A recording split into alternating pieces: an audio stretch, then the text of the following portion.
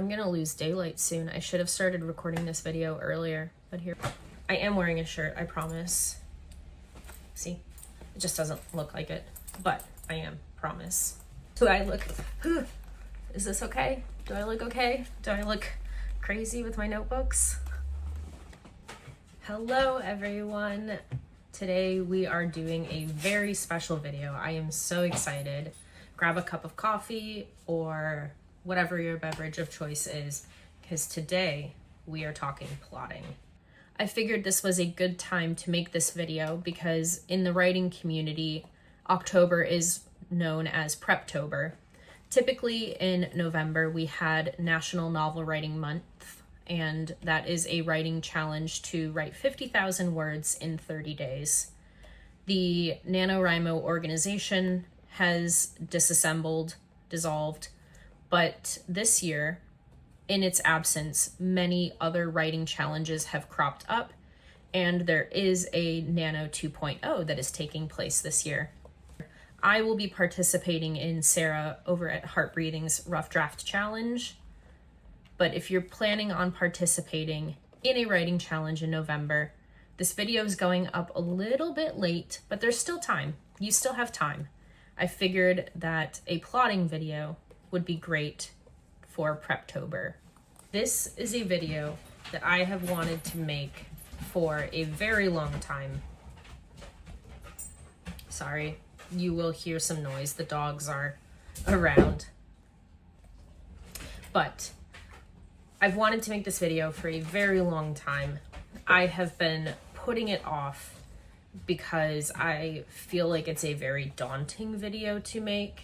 I feel like there is so much to talk about on the subject of plotting, and I feel like there are so many voices to this conversation already that a lot of those voices are more experienced. A lot of those people are published, and I am not published. So what could I possibly contribute that has value to this conversation?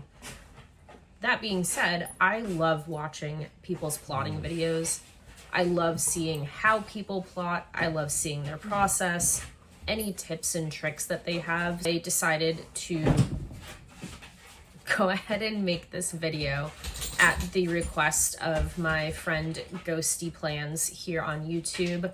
She commented recently and asked if I would be making a plotting video for October. So I decided that I would make a plotting video. So Rachel, this one is for you. And I will be referencing and looking off screen. I have actually scripted this video because plotting is such a large topic. It takes a very long time to do, and it's very complex. And I wanted to make sure that I was giving this video the time and effort and thought that I feel it deserves. So I have like 5 typed pages of notes here on my computer. So I will be looking off camera.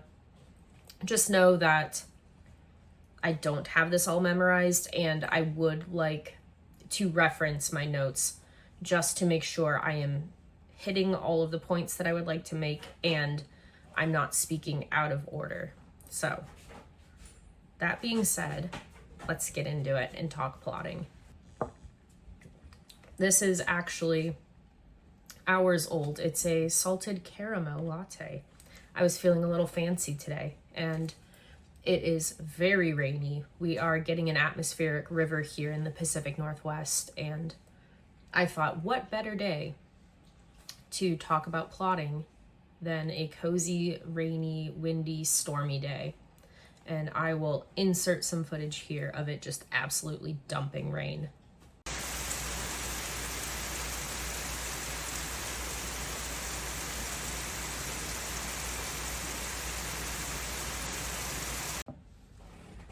So before we get into the nitty-gritty of this plotting video, I thought that maybe I would just make a few points and caveats to this video. So the first point being, or the first caveat, you know what I'm trying to say. Excuse the blue light from my computer, but I need my glasses. The first thing is there are as many different ways to plot as there are writers. Every single person is going to have their own individual plotting style, plotting process. And I think that's what makes us as writers so unique, and each book and each story unique, is we all have different ways of doing it. There is no right or wrong way to plot or to not plot. Some people just sit down at the computer when inspiration strikes and they start typing. And then there are other people who plot out every single detail before they ever sit down and write. There are discovery writers that like to plot a little bit and then just discover and uncover the story as they go. This process is so individual to each writer. There is no right or wrong way. You are not better or worse if you do or don't do certain things. It is so personalized. So where does that leave me in all of this? I am an extreme plotter. I like to have every single scene thought out before I write. It helps me visualize the story on a macro and a micro level. One of the main benefits I find to this plotting method, or my extreme plotter tendencies, one of the main benefits is that I never face writer's block. I sit down every day to draft, knowing exactly what I'm going to write next. So I love having everything thought out. I feel anxious, I feel restless, I feel unable to focus in my draft if I don't know where I'm going. It's a little bit like following directions on a road trip. If you have to get from Chicago to Seattle, you may be okay with knowing that you just have to head west and north a little bit, and you might just get in the car and start driving and figure it out as you go. And then there are some people who know that they have to get on I-90, and that pretty much takes them there. They don't know how long it's going to take them. They don't know what kind of traffic revisions or construction or weather they're going to run into, but that's part of the adventure. And then there are people like myself who not only look at the exact route, say, okay, we're taking I-90 the entire way, because fun fact, I-90 does in fact go from Chicago to Seattle. So ask me how I know. I've driven it multiple times. But I'm not satisfied just knowing the route. I want to know exactly how long the drive is going to take me. I want to know how many miles. I want to know where I'm stopping to rest. I want to make sure that I have enough gas, because there's a lot of empty stretches of road. So I want to make sure that I've planned out my gas station trips if I need to. I want to pack snacks. I want to see if there's construction and alternate routes. I want to know everything about the journey before I start and get in the car. And I ascribe that to my writing as well. I want to know every single stop along the way before I sit down to draft. That being said, we are going to look at all of those details, and I am going to take you through my plotting journey step by step. First thing, before we get out the door, like a road trip or a vacation, you don't just walk out the door with your shoes and your keys and your wallet. You pack. You pack your clothes, you pack whatever you need for your trip. So, similarly, for writing a book, I don't just sit down to plot. I gather my supplies first. And I have my desk right now. If you could see my desk, it is a hot mess.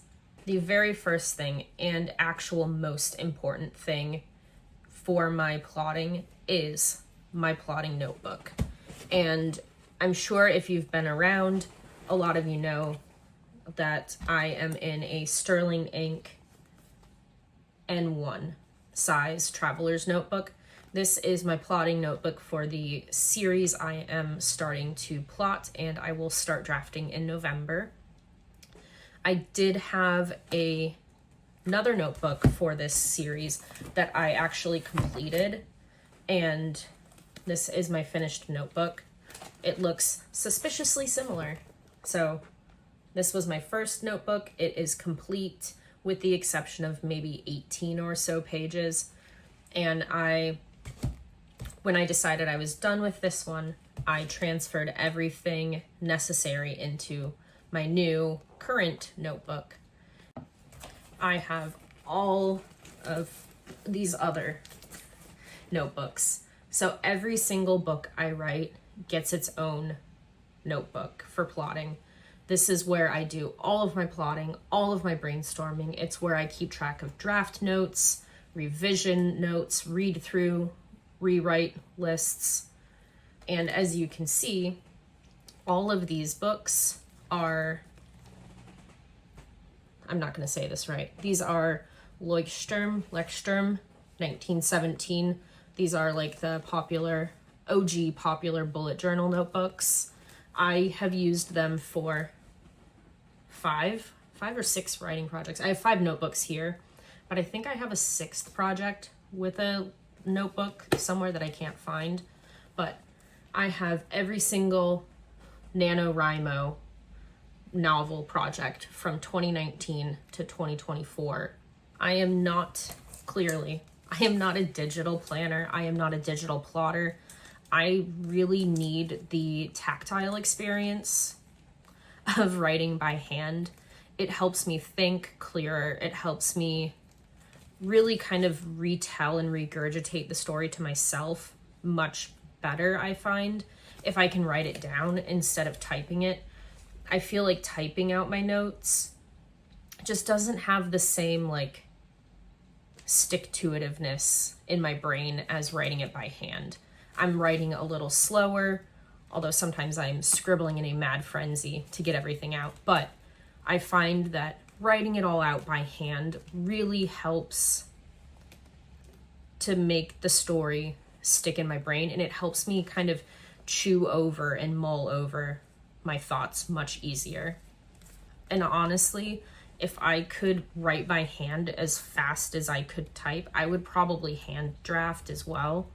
But I need to just get the words out on the page as quickly as I can when I'm drafting. So I do type my drafts, but I do all of my plotting by hand. Okay, now we gotta put these down. The next most important thing is a writing utensil. Behold, in my opinion, the best pen in the world. This is, you know it, you love it, you maybe hate it, that's okay. This is the Bic Crystal, and I buy them in bulk every back to school season at Walmart. I buy packs of these because they're like, I want to say they're like 80 cents for a pack of 10. I want to say it's under $1 for 10 of these. So I stock up almost every back to school year because these pens are my ride or die. I love this pen and I will die on this hill. I'm not a fountain pen girly. I'm not a gel pen girly. I do not have expensive taste. I love the Bic Crystal. Okay, love song over. The next writing instrument I need is a pencil. This one is the large Ticonderoga My First Try Write. I think this is meant for young children or anyone who is first learning to write. It's got a larger barrel, it's thicker, it's bigger. My husband gave it to me because he was using it on a construction site, and he got a new pencil and gave this one to me, and I love it.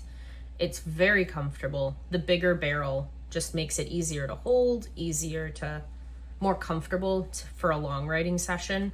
And I like pencil because this is easier to change things. Nothing's permanent. I can erase things as many times as I need to, because when you're in the plotting phase and planning and brainstorming, not everything's permanent. So a pencil is really nice.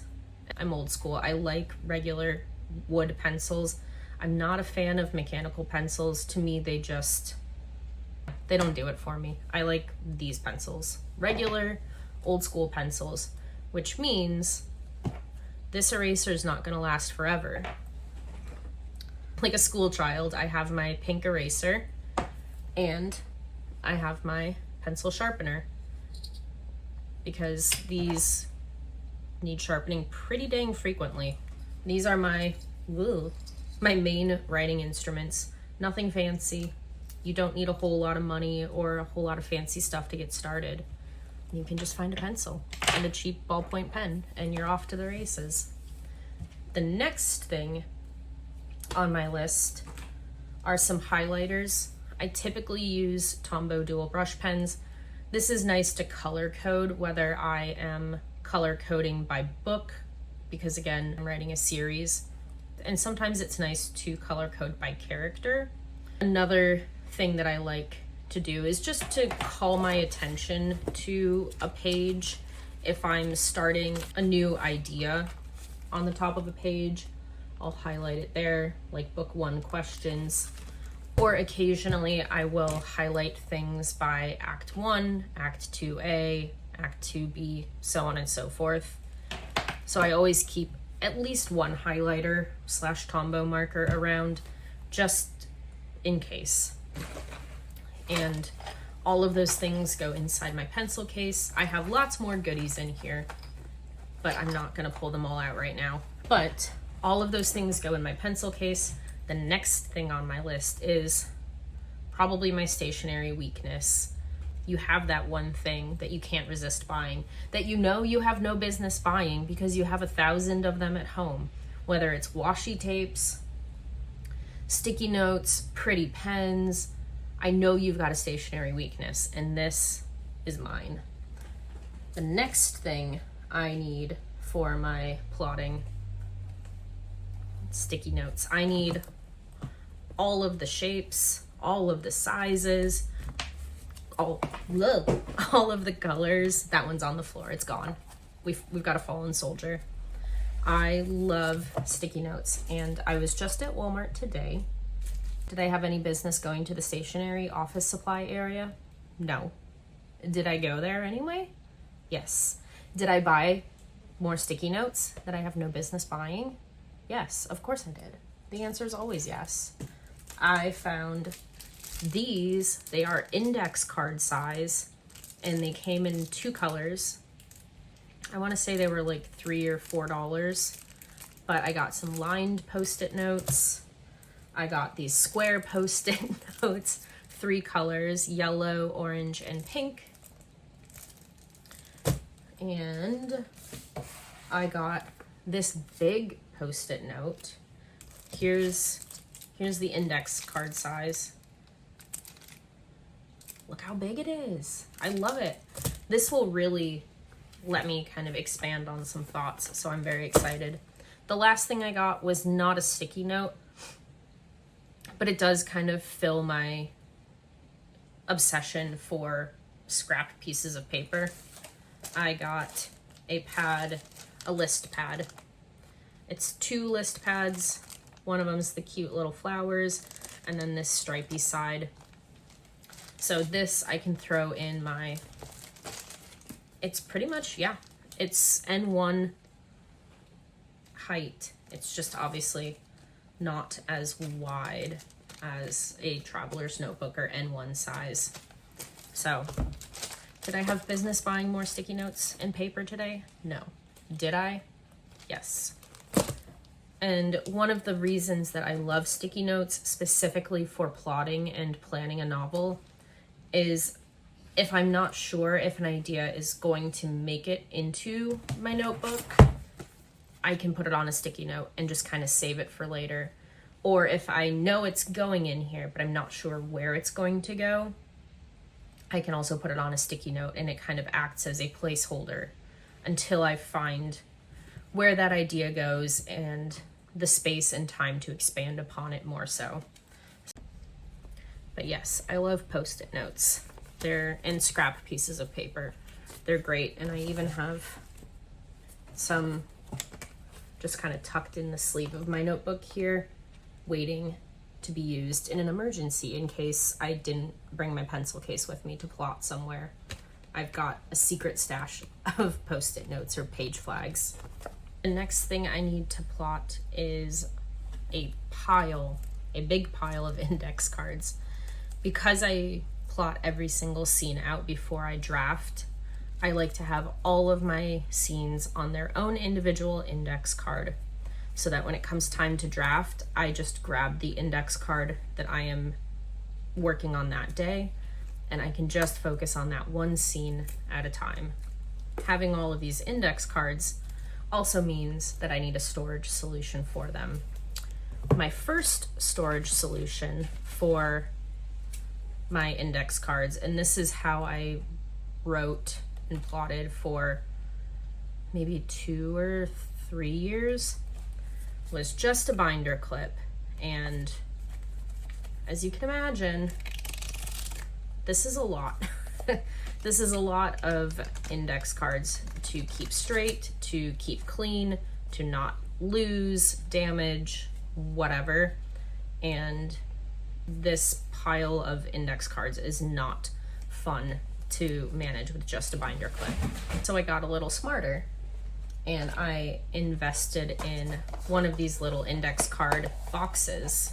It has these little sleeves. They have the little tabs at the top, and so I labeled them Act 1, Act 2A, Act 2B, and Act 3, so that I could separate my scene cards by act and keep them organized. And this worked really well for probably 2 years or so. I loved it. It kept them safe. It kept them from getting bent. It kept them from spilling out onto the floor and me having to play 52 pickup. But this ultimately was not my favorite way to store my index cards. While it protects my index cards nicely, it's a little bit cumbersome in its shape. It's stiff, it's not flexible, and I just found it kind of annoying to carry around something this kind of, not that it's super bulky, but if you're trying to travel lighter, this is a little bit cumbersome. So I found this at the dollar store. This was maybe 3 or so years ago, and I loved it. It did at one point snap. Obviously, it's from the dollar store. It's not the greatest quality, but this is amazing. I loved this. It's much slimmer in profile. Obviously, when you fill it with 60 scene cards, it bulks up, but it's still much more travel friendly than this. And this I did parcel out by act, and I used this for a long time. I used this for, I want to say 2 years, and now I wish I had bought more than one. This is my only one, and I wish I had more than one. I wish I bought like 5 of them because I love this.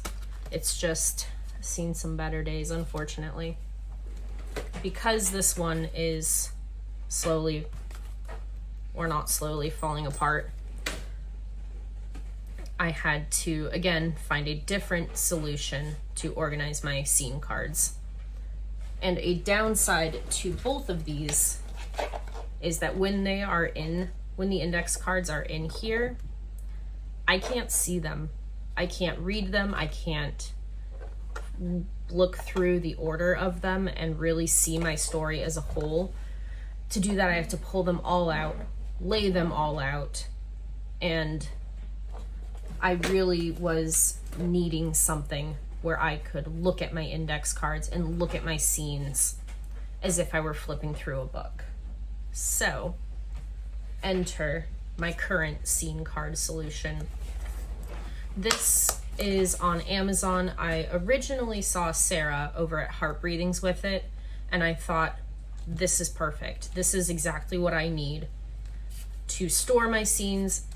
It's bigger, but it's flat. It's like a book. And even stuffed with all of these scene cards, This has 61, this is hard. This has 61 scenes plotted out. And there's still room in the back.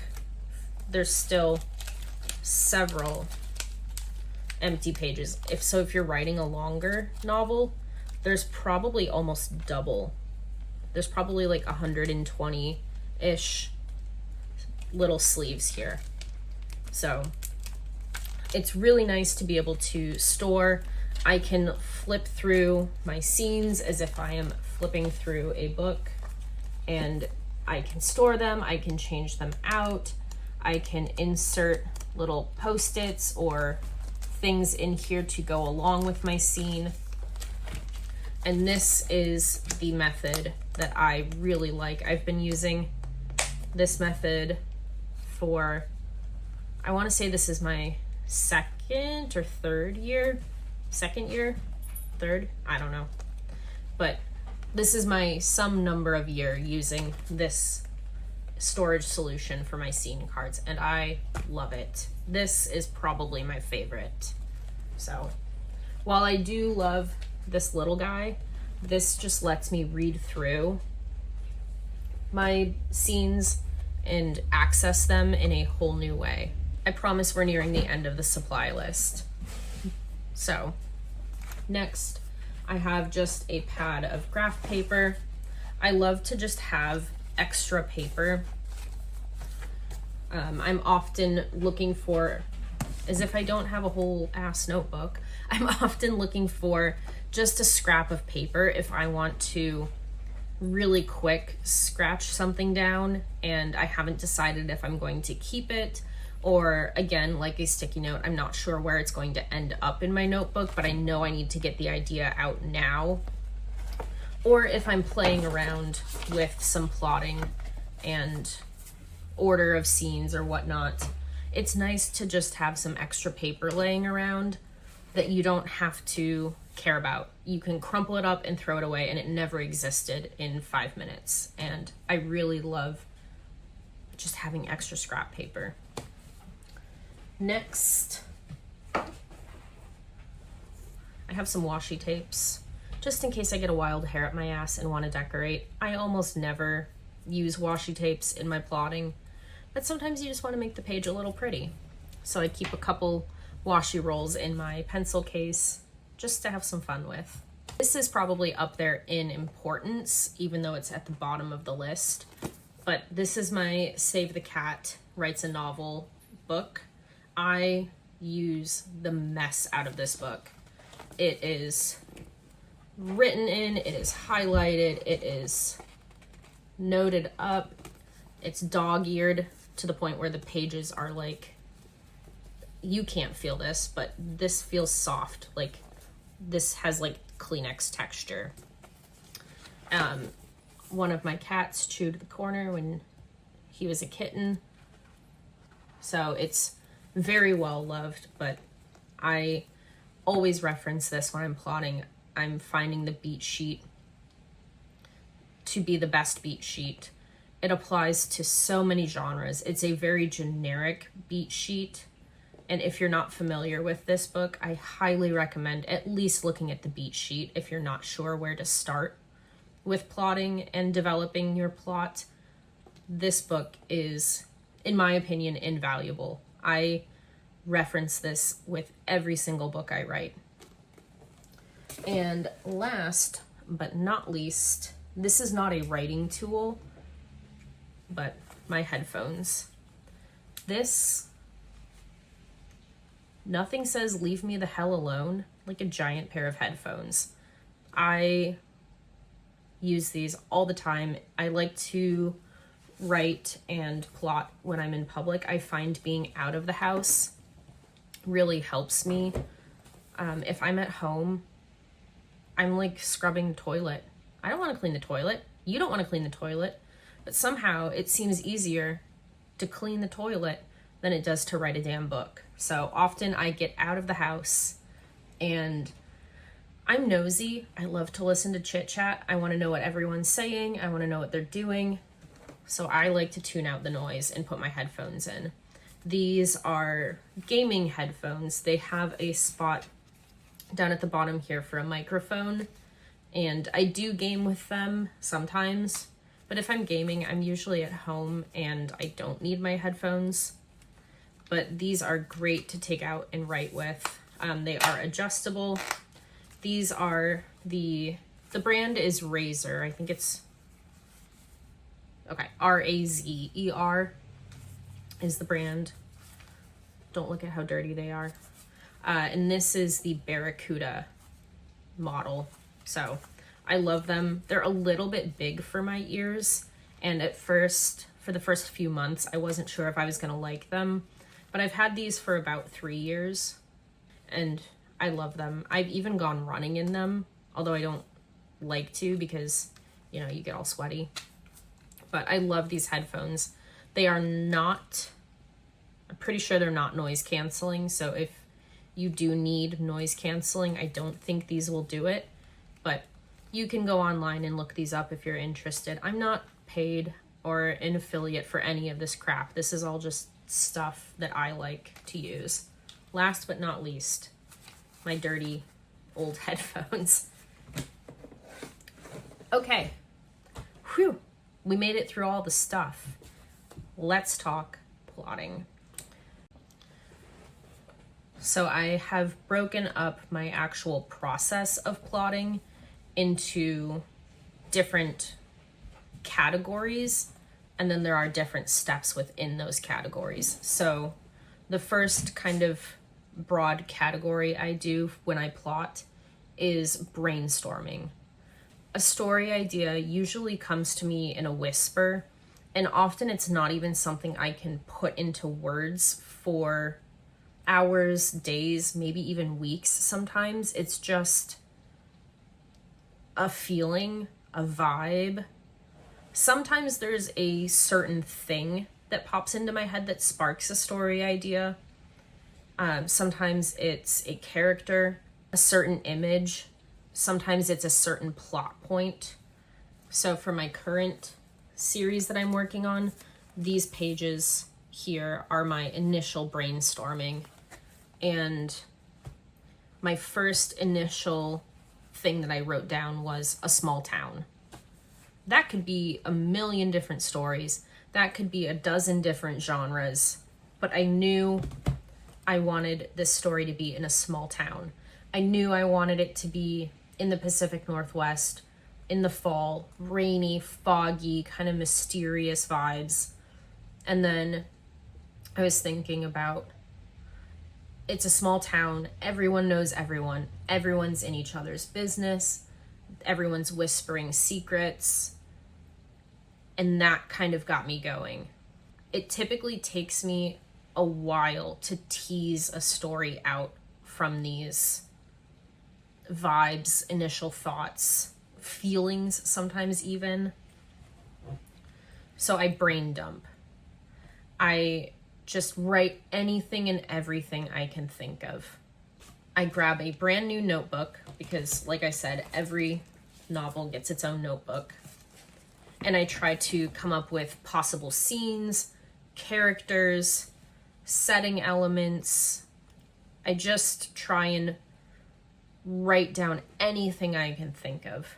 There's no bad ideas at this point. Anything goes. Everything is a good idea. And I write it all out. Obviously, things won't make the cut. A lot of things won't make it into the actual book. But at this point, I'm throwing spaghetti at a wall. Not only are we going through my personal plotting process, I have also tabbed a bunch of examples of actual things to show you so that you can see what I'm talking about instead of just hearing someone say it. Often when I watch plotting videos, they're like, oh, just write down ideas and then do this and then do that. And I'm like, no, I want to see stuff. I want to see your messy notebook. I want to see your Excel document, whatever it is. I want to see your process. I don't want you to just summarize it. So that's what we're going to do. And I have tabbed all of these out lovingly. I have spent hours doing this for you. I love you. You're welcome. Let's see.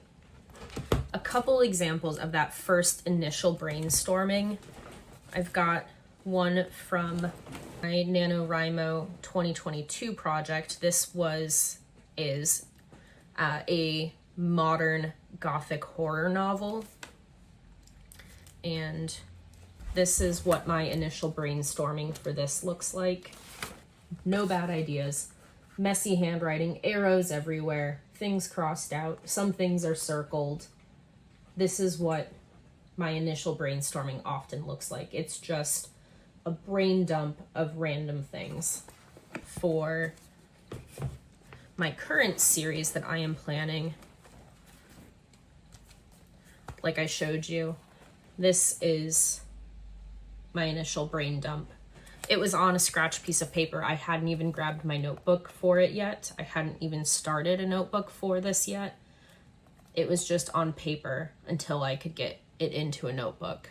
And notice how it's not at the beginning of the notebook either. It was just sitting in my front pages for forever. And eventually I pasted it in because I wanted to make this permanent in my notebook. Here I have a missing person or child, cults, gaslighting, unreliable narrator, a letter or email from a dead person. Another thing that I kept replaying in my mind was the quote, "I know who you are," or "I know what you did." Covering up a crime, keeping it a secret for a loved one, revenge, someone gets locked in and kidnapped and has to escape, stalker, coercive ex, letting the scenery almost be its own character, a Halloween event. Another thing that got stuck in my brain that is actually making it into the book is an image of a woman's hand coming out of a lake.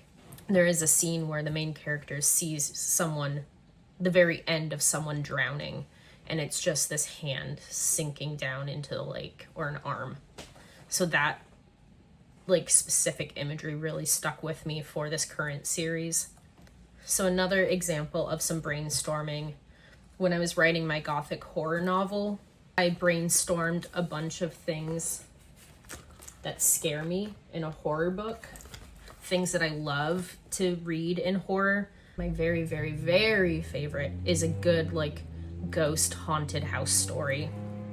Some kind of things that scare me, horror elements I wanted to include for my gothic horror novel was shadows moving in the corner of your eye, a power outage, a storm, graveyard and on a foggy night, old photographs, being locked in or trapped or locked out, Gothic Victorian architecture, stains that look like blood, creepy writing on walls, dogs getting freaked out, because if the dog is scared, shit's going down. Hearing noises that go bump in the night, seeing someone in the background or in a mirror, my eyes are watering thinking of that. That's how you know it's good, is when you think of something and just the thought of it makes your hairs stand on end or your eyes water. If someone was in the background of my video right now, no. Instant no. That's the beginning of a horror movie. I brainstormed a bunch of things that scare the crap out of me, and I wanted to make sure to include some of those things in this book. I'm looking at all of my notebooks here. Another example is, this was my NaNoWriMo 2021 and 2024 projects. I was working on writing and rewriting a small town mystery about a devious logging company in a small town in the Pacific Northwest. So here's another example of me brainstorming a small town mystery. So I have the genre, vibes, different elements that I wanted to include, like family scandal, romantic betrayal, mystery, murder. I had a working title, a location, and then again, got right into brainstorming some ideas and initial vibes for the book. My last example of this that I will show you is when I was writing a locked room classic whodunit mystery. I needed to brainstorm what every character's motivation to kill would be. So I have my characters here, what their motivation to kill would be. Here's some more brainstorming. How the characters all know each other. So this initial plotting brainstorming takes me weeks, if not months. I'm not someone who can uncover this quickly. For me, it feels like digging in a sandbox with a teaspoon or a tablespoon. I am painstakingly scooping all of the sand out of the sandbox, and I'm not even sure what I'm looking for. I'm just digging. But I'll know what I'm looking for when I see it, when I uncover it. But I've never tried digging all of the sand out of a sandbox with a tablespoon, but it's going to take a long time. And I feel like my writing is that way too. I am very much digging and discovering and slowly uncovering what the story is. One grain of sand at a time, or one tablespoon at a time. So this next phase of my plotting is what I call the basics. So once I have dug through the sandbox and I feel like I have enough pieces to work with, I try making sense of them. I try to figure out some very basic things about my story, like genre, character, setting, theme, the main conflict, and then I also do the desire, fear, and misbelief of at least the main character. This concept I have borrowed from Abby Emmons. I know she has videos that explain the desire, fear, and misbelief of characters. The gist of it is that your character has a desire. They have a want, they have a goal, and that goal should be directly juxtaposed or in opposition of their misbelief. There is a lie, not always a conscious lie, often a very deeply rooted subconscious lie that they believe about themselves, like, I'm not smart enough, I am not worthy, I don't deserve love, some kind of fundamental truth or flaw about your character, something they misbelieve about themselves to be true. And often their fear of this misbelief is projected into the story. Their desire could be to find love. Their fear is that they will never find someone to fall in love with. Their misbelief is they are not worthy of love, and therefore the outer actions of the story, the character's actions, could be they look for love in all of the wrong people because they don't feel they are worthy enough to deserve love from someone who will truly appreciate them and treat them well. So they fall in love with people who are not good for them. That's a very broad stroke concept, but I do like to give my characters a desire, a fear, and a misbelief, because at the core, every single scene in a book should be a tug of war between those things, and that's really what drives the outer plot and the outer conflict of the story, is that inner conflict. I also like to start working on the theme of the story here, because often you can tease the theme out of the desire, fear, and misbelief. If a character's misbelief is they are not worthy of love, the theme of the story should be them finding their worth. And similarly, I like to work on the subplot and the kind of B story that's going through this, because that misbelief about themselves is not just manifesting in their love life. It's also manifesting in their family life, their friendship relations, their career performance, their productivity at home, their mental health. It's seeping into every facet of their life, and that theme and fear, misbelief, will often drive the subplot in a more subconscious way. So I like to also be thinking about the secondary or subplot story of the book at this time, so that I can try and have those two stories running parallel to each other. So now let's dig into some of those examples in my plotting notebooks, and I'll show you what I'm talking about. So for my 2019 NaNoWriMo project, this was a story of a woman who is a wildland firefighter and gets in a very bad accident. But here I was doing some initial character brainstorming, and this is even before I knew that this story would be about this one woman specifically. I was just brainstorming different types of characters. For my 2020 NaNoWriMo project, it originally started revolving around some people at a bar, and the story has very much taken a different shift now, but this was some of my original theme brainstorming. You can see I have highlighted some ideas that I liked more than others, and I was just spitballing here. Another example of initial brainstorming, going back to my small logging town mystery, I have some questions here about internal conflict that I was asking myself about a main character. I was asking, how is she dissatisfied with her life?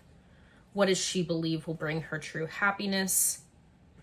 What actionable steps could she take to turn her dream life into a reality? And how has her fear kept her from taking this action already? So I was asking myself some of those desire, fear, misbelief questions and trying to answer them almost as if I were her, and trying to get in her head.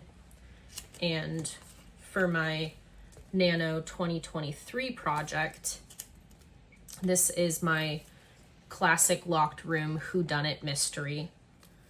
I brainstormed a bunch of clues, false clues, red herrings that I wanted to put into the book.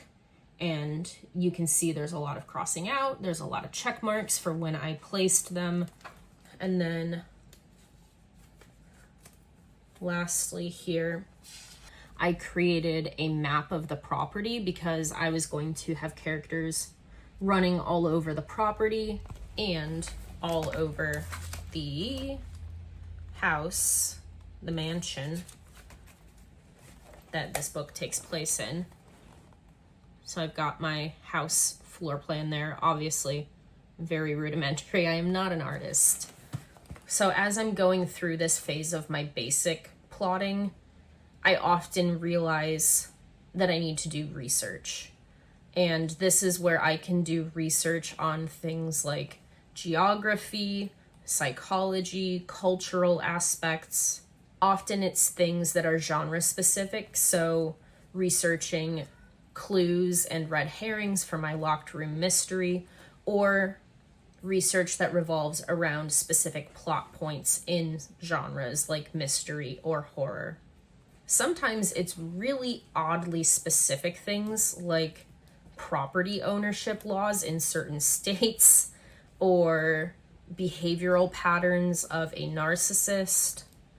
There's some oddly specific things that I've researched, and honestly, the Google search history of a writer is a scary place to be sometimes. I find myself down rabbit holes that I never would have thought of. So let's look at some of my weird, oddly specific research pieces.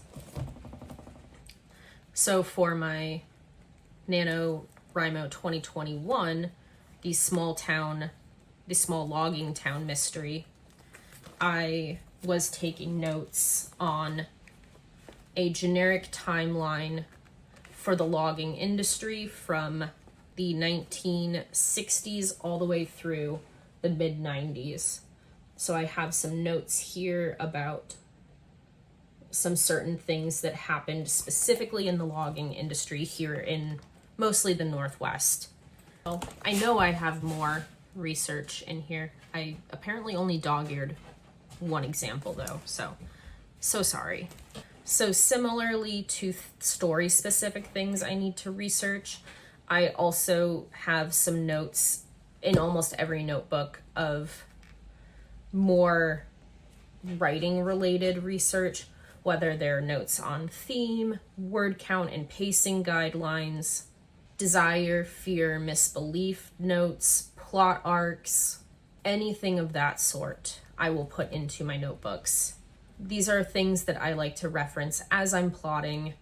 I used to have lots of pages of notes in my notebook because I thought that I needed it. I thought that it would make me a better writer, but over the years I've needed less and less actual writing research notes in my notebook.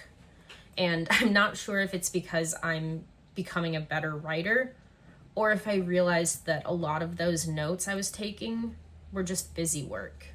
I thought I was being productive, but it was kind of like procrastinating where I didn't really need to be taking these kinds of notes. And I'll show you a couple examples of that.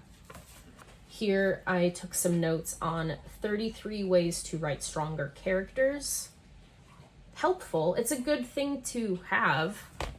It's not bad, but I don't need it. I never referenced this. I didn't do anything with it. Here I have different plot archetypes, and I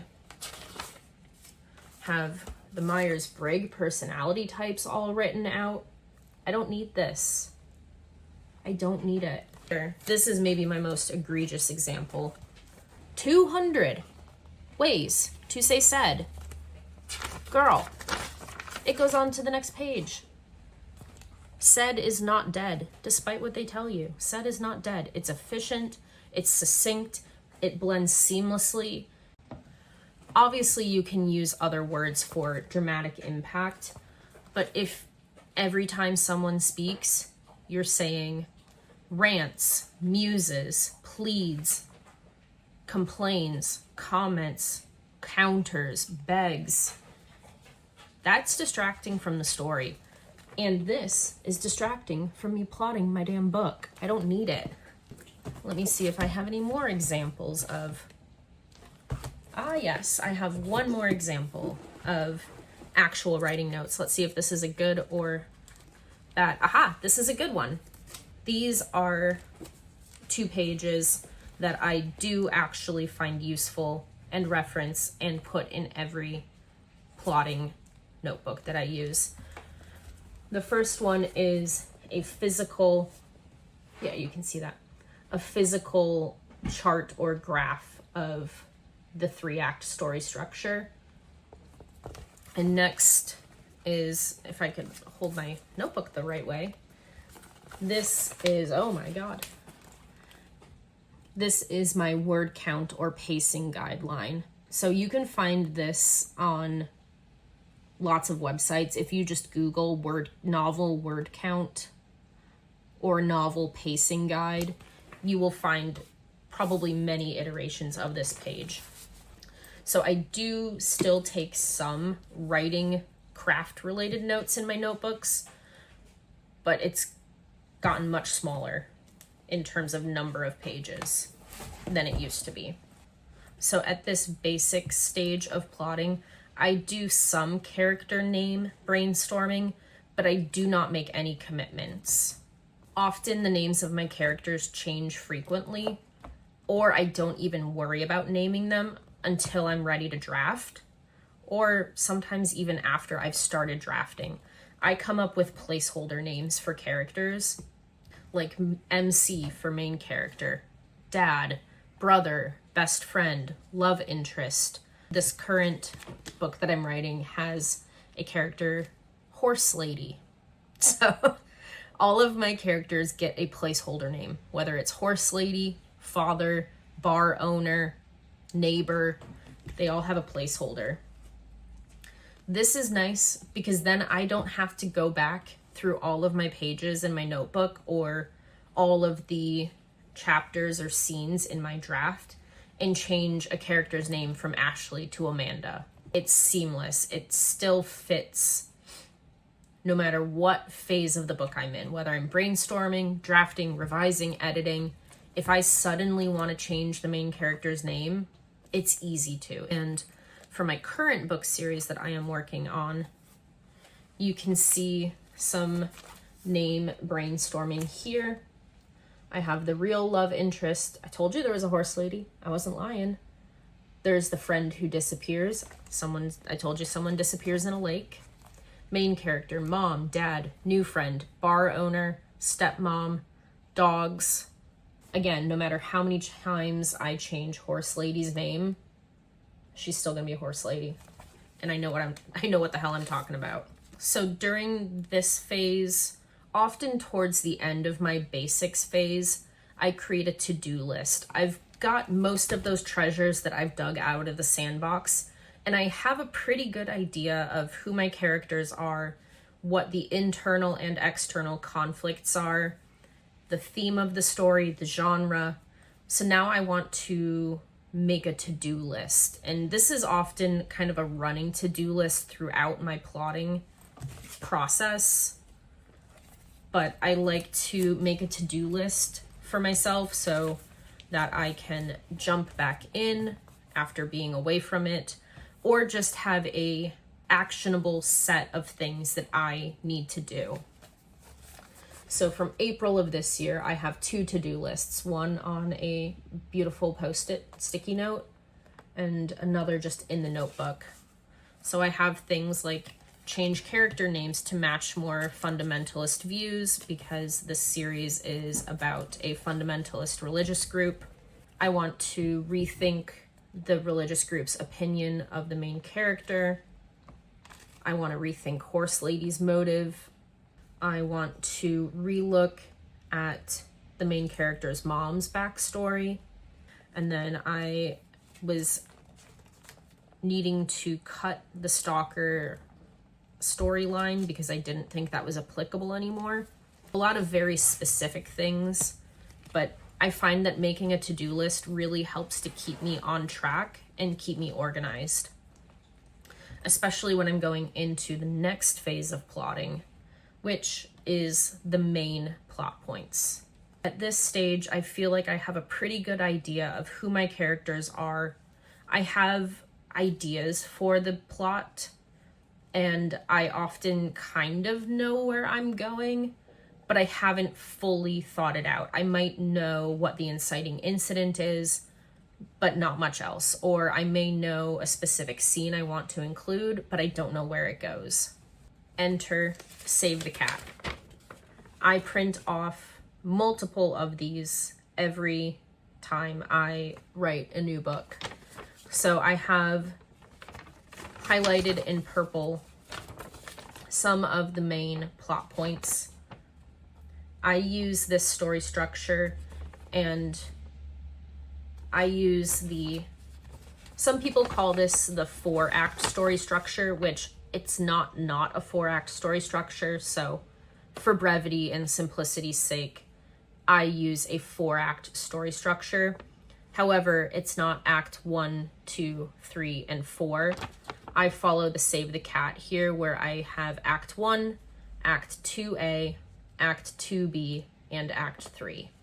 So 4 acts, but I do like to keep act 2 split into 2 parts because it is so massive. The main plot points that I feel are the most important to figure out first are these highlighted in purple. So we have the opening image, the theme stated, the catalyst, and the break into 2 for act 1. We have the B story, which I don't always figure out first. A lot of times I have what the B story is going to be about, but I don't necessarily feel like this is important to brainstorm that first B story scene right out the gate. So often I'll skip this initially and just move straight to the midpoint. What is that midpoint of the book that's going to turn everything in the story on its head? And then in Act 2B, I like to figure out the all is lost moment and break into 3. I don't need all of these things here in the middle yet. And then similarly, even though in Act 3 we have, okay, you can see this. We have some major plot points here, like gathering the team, executing the plan, the high tower surprise, and the dig deep down. I don't always figure those out right off the bat.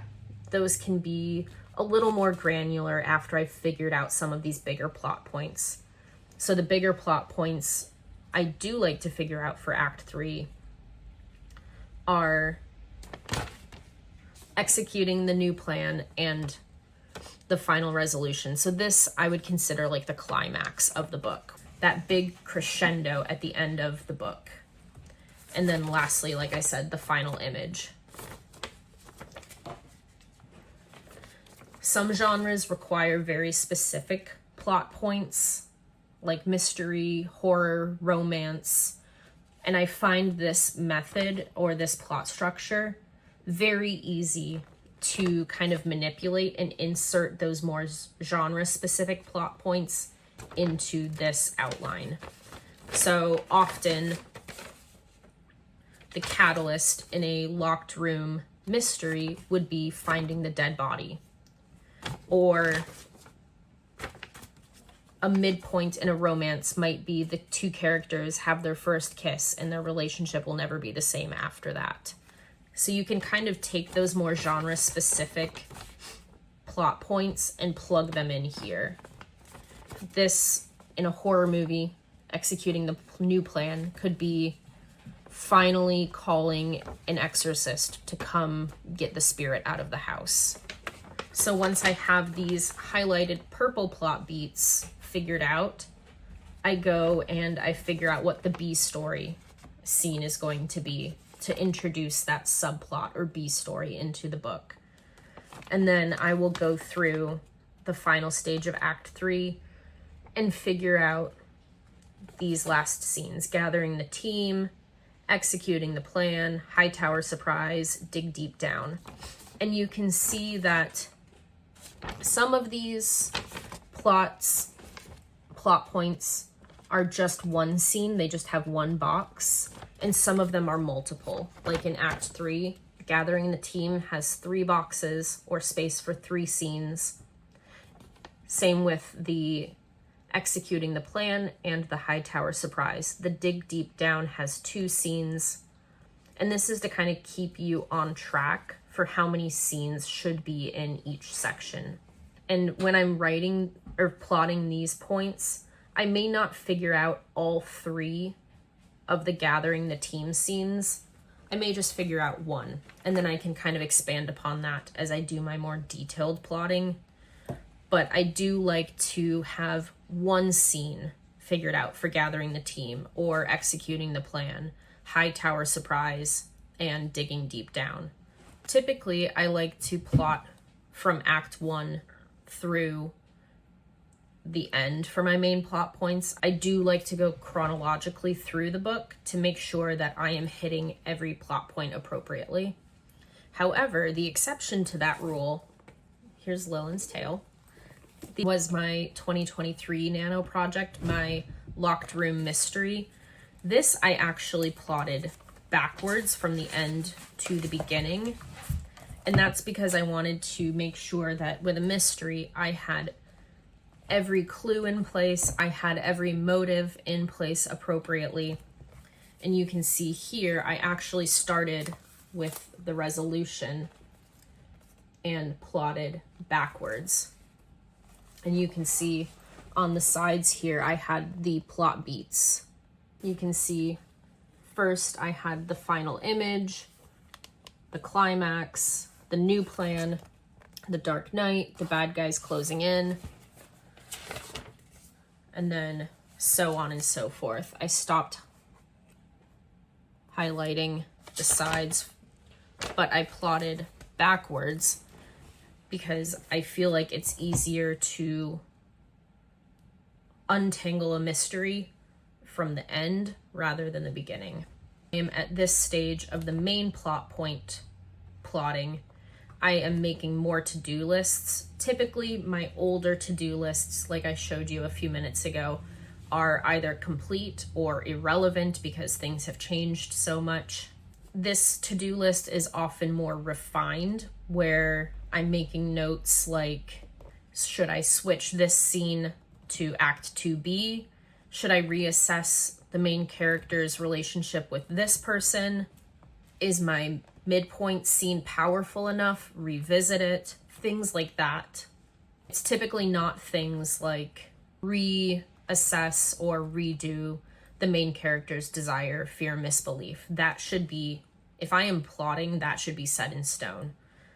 Not to say that hasn't happened before, not to say that I haven't gotten to this point and then completely changed my mind on what the main character's internal conflict is, but typically by this point, I have those things pretty well ironed out, and I'm moving the puzzle pieces of the plot around to see how things fit and where they fit most powerfully to tell the best story that I can.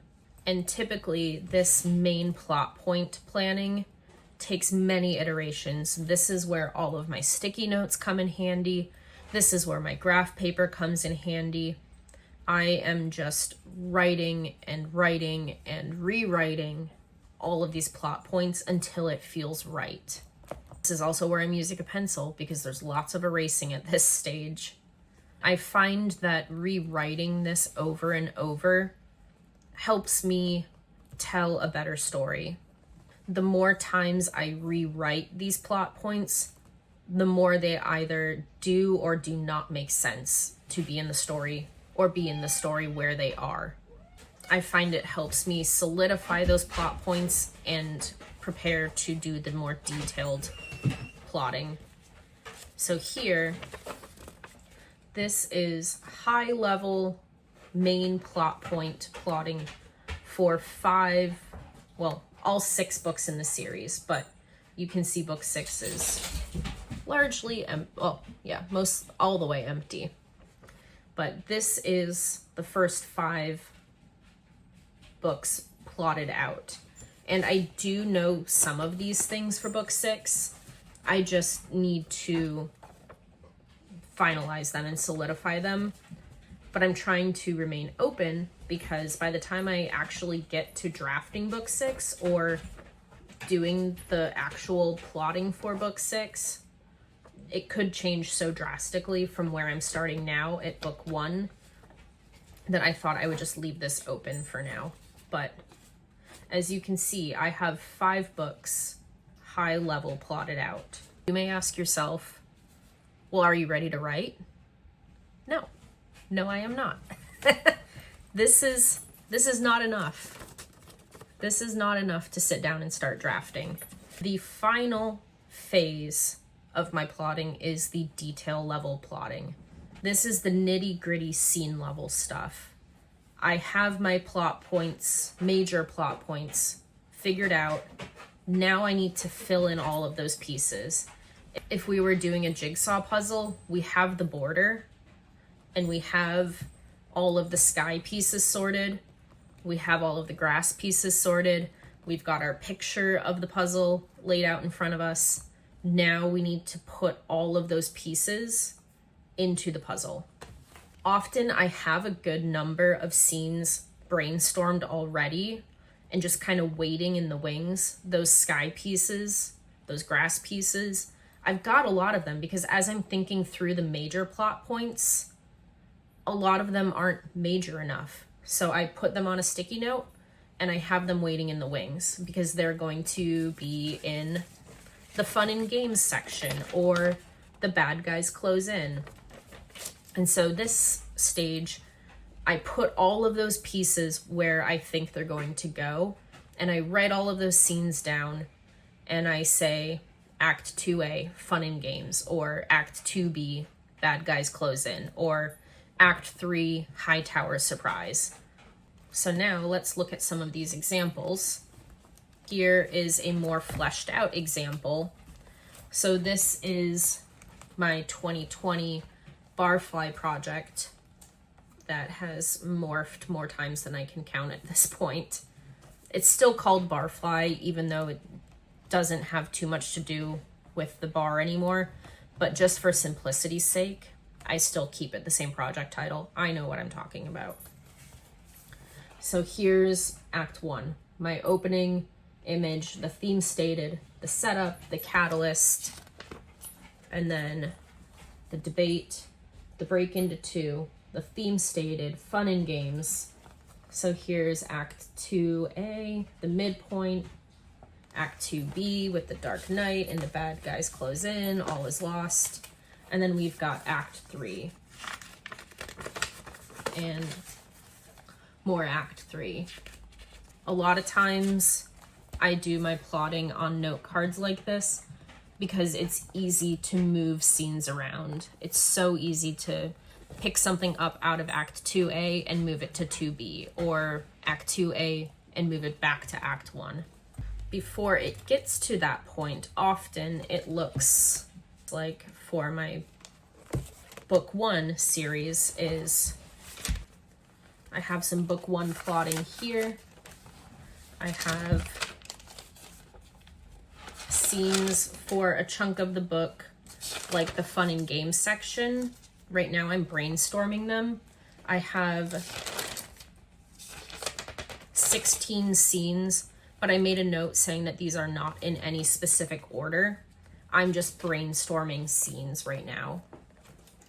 And then I will probably, once I get all the way through the book like this, I am just past the midpoint now in my brainstorming on the scene level. So once I have all of those scenes brainstormed, I will rewrite them onto sticky notes or index cards so that I can shuffle them around and see how everything fits together.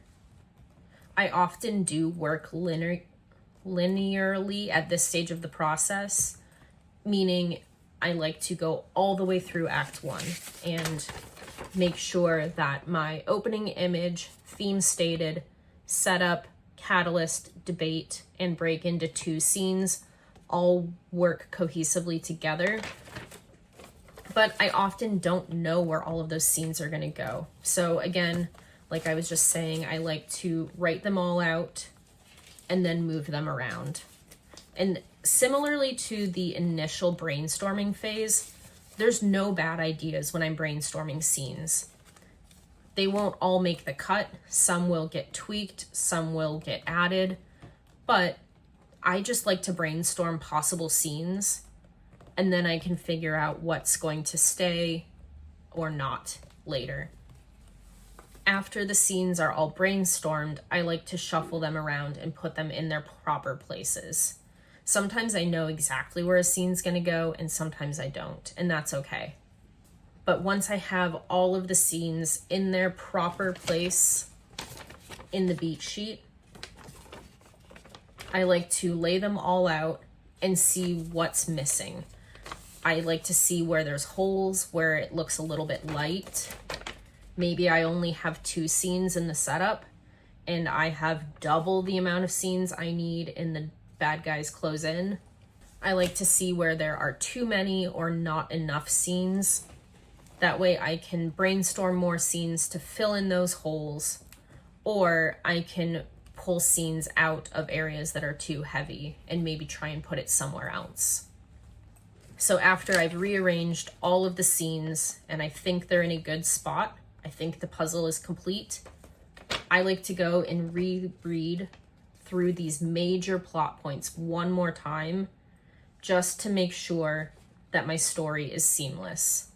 Every once in a while, I go and read through all of those major plot points again, and I forgot that I changed something in the climax or in the Dark Night of the Soul, and I think, oh no, I have to fix this because now everything has shifted slightly forward or back, or something is not true anymore where it once was, and I may have to tweak some of those major plot points to fit the new story or that new aspect of the story.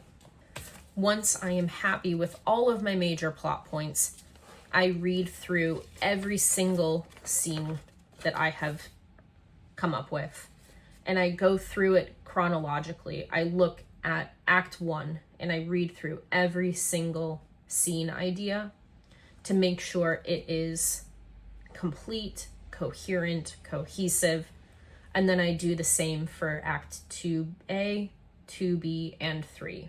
Once I am happy that all of my scenes are in their proper place, that everything is complete, compelling, and cohesive, I look at my to-do list and make sure I've completed everything on there, that I'm not leaving any stone unturned, that I feel good about this, that I theoretically could sit down and write. I can start drafting.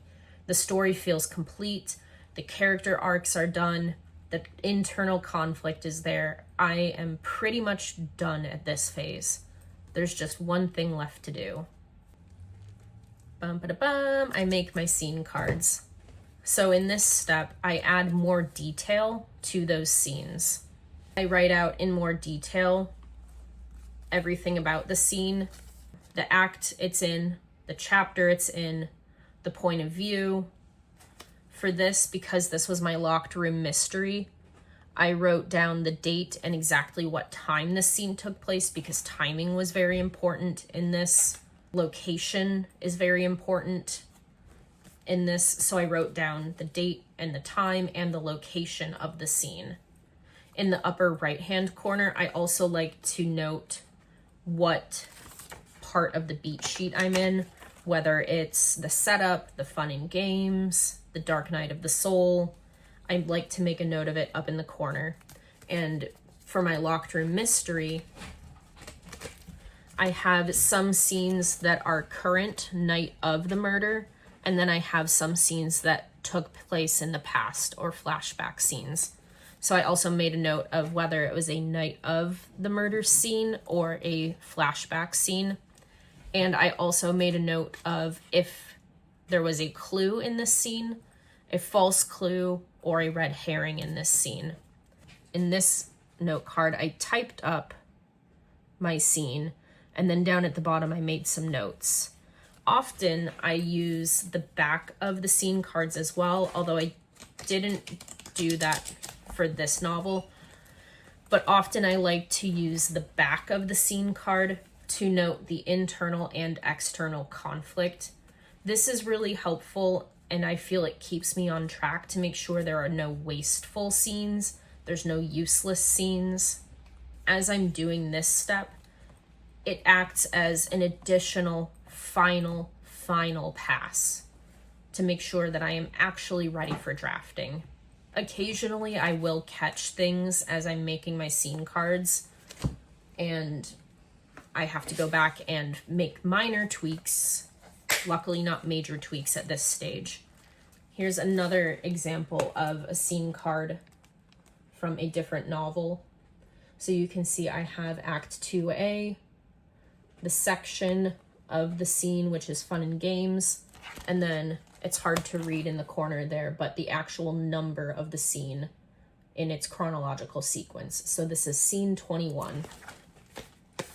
And I just have an overview of what's going on in the scene.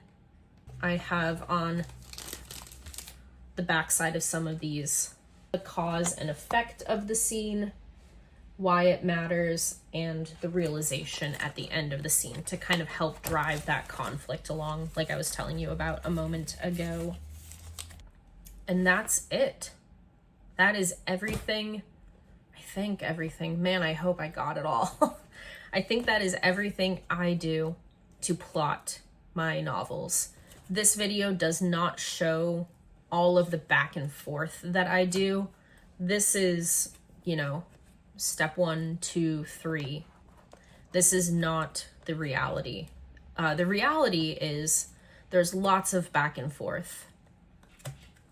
Sometimes I get all the way done plotting the major plot points and I realize that the story is actually about a different character, or the internal conflict changes of this character, And then I have to go back to the drawing board and start replotting those things all over again.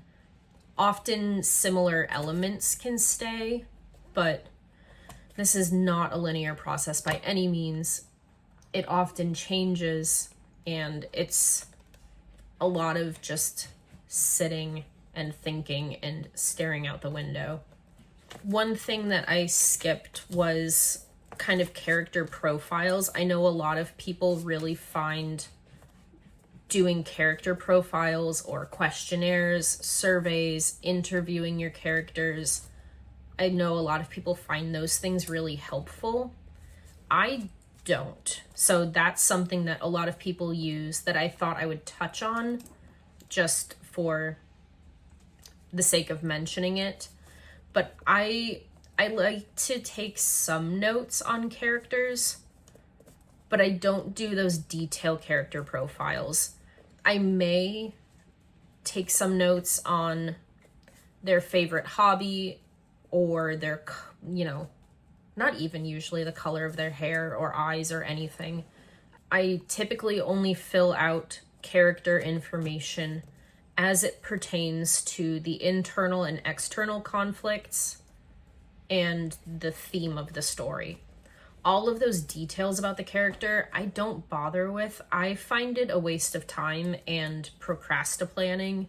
I often uncover those kinds of details about a character, like their eye color or, I don't know, whatever you'd play in a game of 20 questions.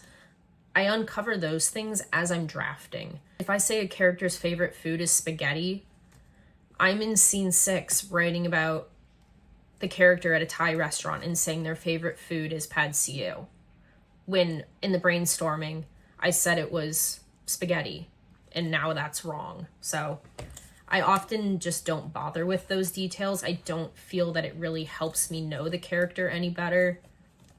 Some people it does. If it helps you to envision them as a real person, go for it. I encourage you to fill out those questionnaires to answer all of those nitty-gritty questions about a character. But for me personally, I just don't find that it's helpful. My desk is a mess. My voice is going hoarse, and it is getting dark. And all of those things mean that it's probably time to end this video. I hope you found this entertaining. I hope you found it helpful. I love seeing how other people plot, and I hope you also enjoyed getting to see examples in my notebooks of how I plot. And it's okay that it's messy. It's okay that it doesn't look Instagram worthy or whatever, because this is life. Writing a book is hard. Writing a book is messy. And I hope that this inspires you to try something you've never tried for plotting, or maybe you found a piece of my plotting process helpful and you want to implement it in your plotting process. Which, by the way, what is your plotting process? Are you a plotter? Are you a pantser? Are you an extreme plotter like me? I would love to continue this conversation down in the comments. So let me know how you plot. Let me know if you are participating in the Rough Draft Challenge or Nano 2.0 or any other writing challenge this November or any time this year, I guess. But I think that's it from me. I'm going to go watch the World Series, and I will catch you later. Until I see you again, take care, stay safe, and I'll see you real soon. Bye.